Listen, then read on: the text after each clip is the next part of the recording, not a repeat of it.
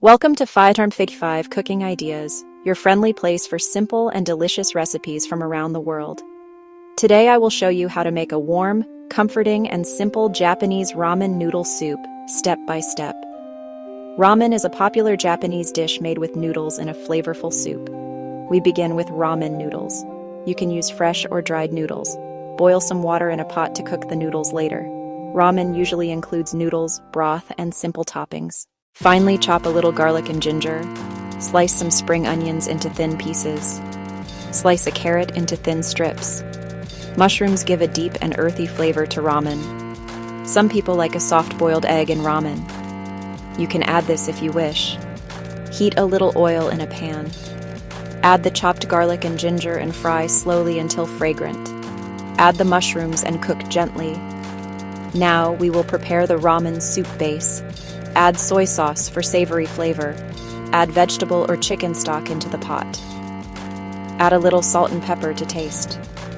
Let the soup simmer gently so the flavors combine. In another pot, cook the ramen noodles. Add the noodles and cook until soft but not overcooked. Stir sometimes so the noodles do not stick together. Drain the noodles and keep them aside. If you want an egg, boil it for a few minutes until soft or fully cooked. Peel the egg gently. Check the soup and let it cook slowly for deeper flavor. Now add the sliced carrots. You can also add spinach or any green vegetables you like. Stir the soup slowly and let everything soften. Now we will put everything together. Place the cooked noodles gently into a serving bowl. Pour the hot soup and vegetables over the noodles.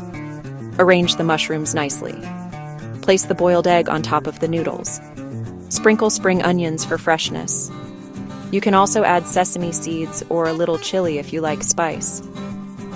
Look at this beautiful bowl of ramen. Warm, colorful, and inviting. The gentle steam brings out the smell of garlic, ginger, and broth.